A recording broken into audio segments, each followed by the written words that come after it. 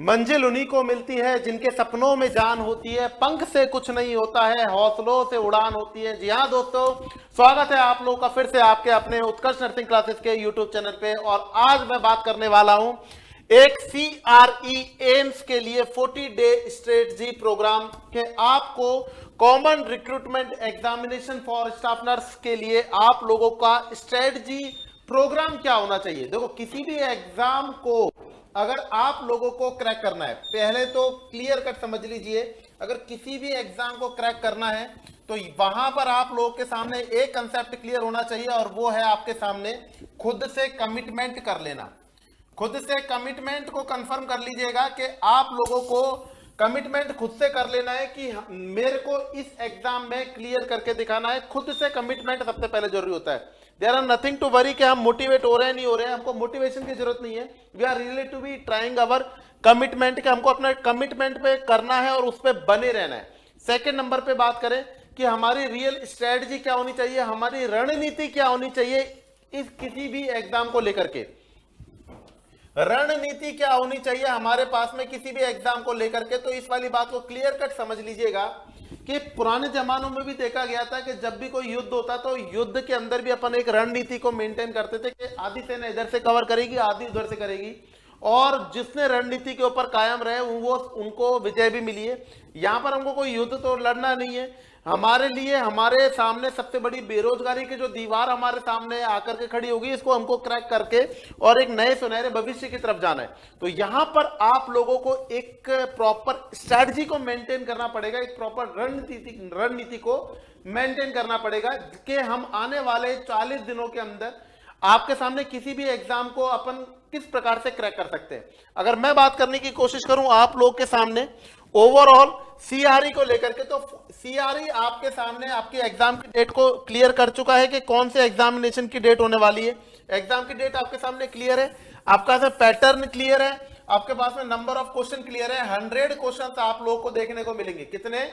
100 question आप लोगों को देखने को मिलेंगे। इसके अंदर 75 क्वेश्चन अपन के पास में अपन के सब्जेक्ट बेस होने वाले हैं, और रिमेनिंग जो 25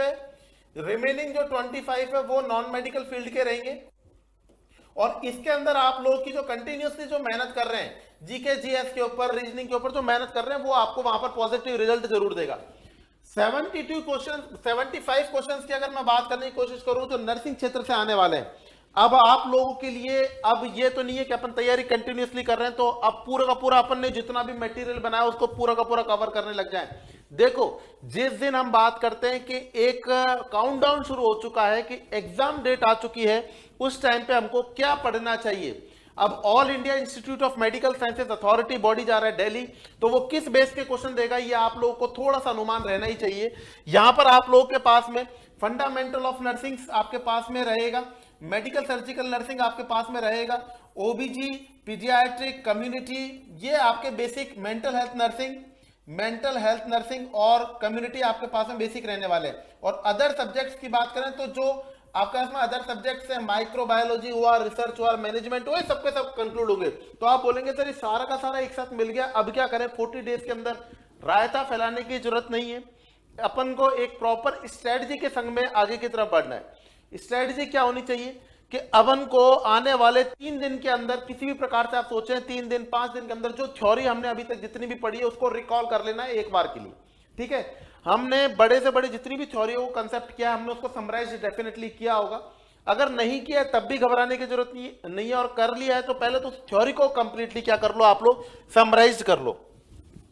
थ्योरी को समराइज करने के बाद में और उसके बेस के ऊपर आप लोगों को तैयारी कर देनी है, मल्टीपल चॉइस क्वेश्चनों को सॉल्व करने की कोशिश करना शुरू कर देना है।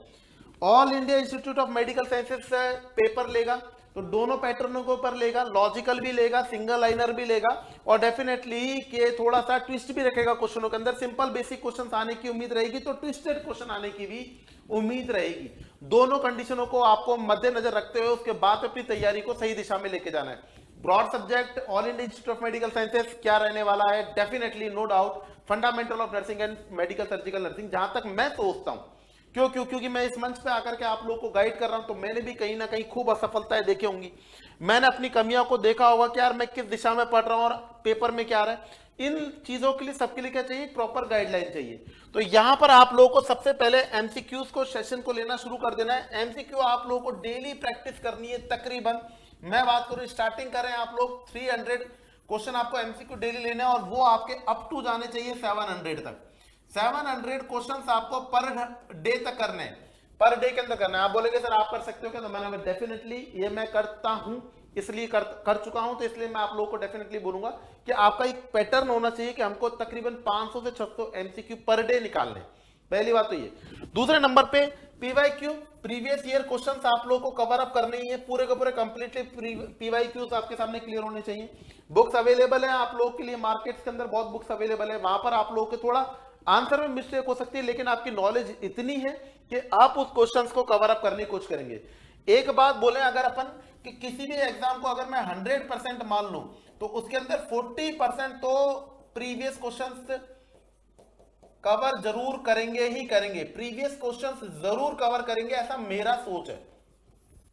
बोलेंगे सर इसका कोई ऑथेंटिकेट डाटा है, आप देख लीजिए, किसी भी आप एग्जाम को देख लीजिएगा, आपके पास में जो भी एग्जाम आ रहा है उसके अंदर प्रीवियस क्वेश्चंस कितना परसेंटेज कवर करके ला रहा है। तो यहां पर 75 में से 40% तो आपके फिक्स होते हैं अगर आप पीवाईक्यूज को डेली ले रहे हैं तो। Previous year question, last 10 to 12 year के जितने भी क्वेश्चंस मार्केट के अंदर अवेलेबल है आप उनको कवर कर लीजिए। 40 डेज के अंदर आपको समराइज करा हुआ स्टडी मटेरियल कवर करना है। थ्योरी को आपको ऐसा नहीं है भूल जाना है, क्योंकि यहां पर सिंगल लाइनर का भी रोल रहेगा और टेस्टेड क्वेश्चन भी रहेंगे। इसे बोलते हैं all India Institute of medical sciences new Delhi का अथॉरिटी बोर्ड। तो वो किस प्रकार के क्वेश्चन देगा ये आप लोग को थोड़ा सा अपने दिमाग के अंदर बना के रखना है। आपको रेगुलरिटी के ऊपर आपको रेगुलर आप लोगों को 4 से 6 घंटे आपको रेगुलर स्टडी पैटर्न को करना ही है। और अगर आप लोगों का कंटिन्यूअसली बनने लग जाए तो आप लोग एवरेज 8 से 10 घंटे तक आप लोग स्टडी कर सकते हैं। इससे ऊपर जाओगे तो दिमाग काम करना थोड़ा सा, मेरे हिसाब से मैंने बोला मैं अपना पर्सनल सजेशन दूंगा, मेरा तो 10 घंटे के बाद में काम करना बेटा बंद कर देता है। हाँ टाइम होता है पढ़ने का, लेकिन दिमाग के अंदर कुछ नहीं जाता है, तो वहां पर उसको ग्लूकोज का नीड होता है, मतलब उसको नींद की आवश्यकता होती है, और 10 घंटे सफिशियंट होता है।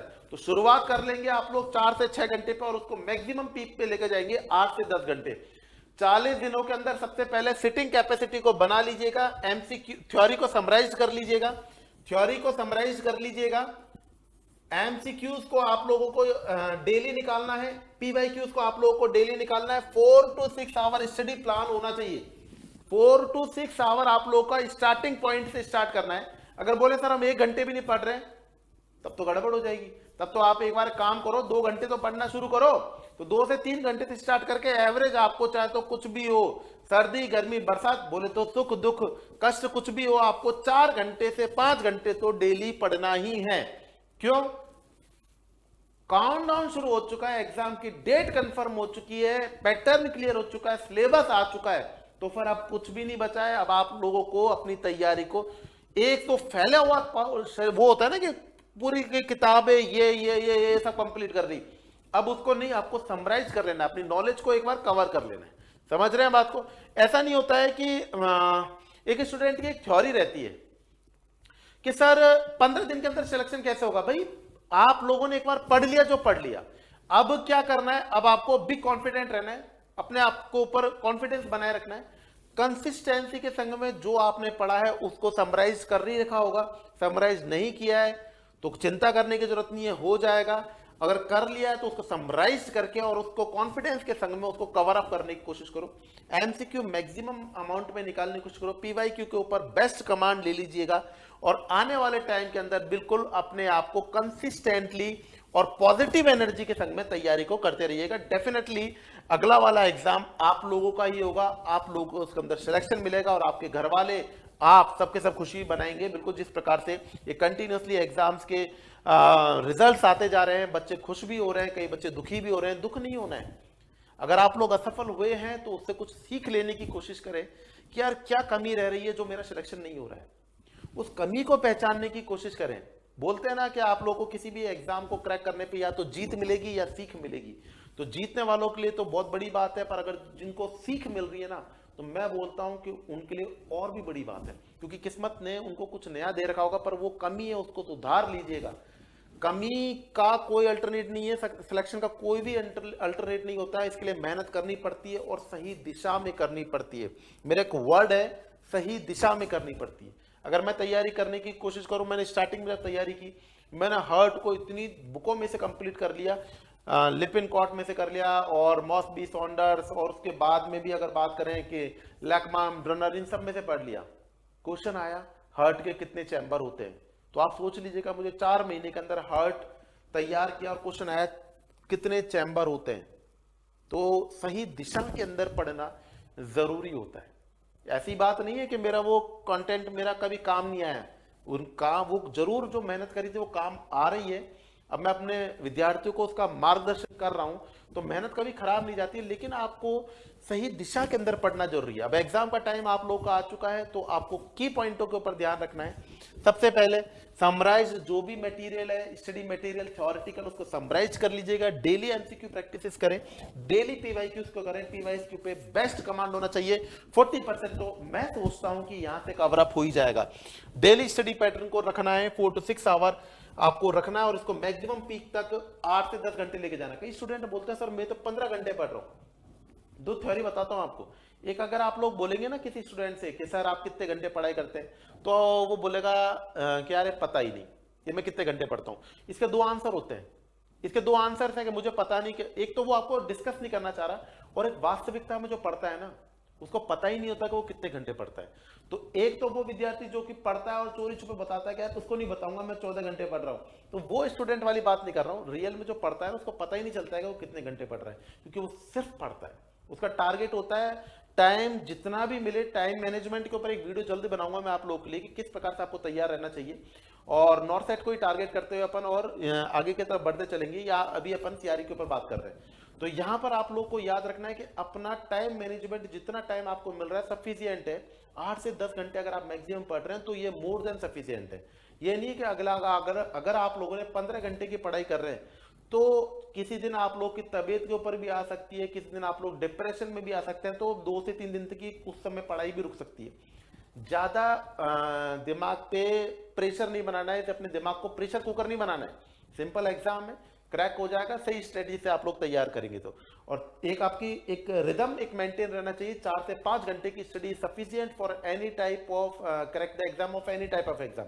किसी भी एग्जाम को क्रैक करने के लिए एक 4 से 6 घंटे की पढ़ाई बहुत सफिशिएंट होती है। इन सभी चीजों को कवर करते हुए उत्कर्ष परिवार आप लोगों के लिए ला रहा है। इन सभी चीजों को एक साथ कवर करते हुए उत्कर्ष परिवार आप लोगों के लिए लाया है एम्स CRE नर्सिंग ऑफिसर का क्रैश कोर्स का बैच आपके लिए लेकर आ चुका है। देखो फीस रखी गई है 2500 रुपीज। इसके अंदर आपके सारे फेवरेट टीचर्स जो कि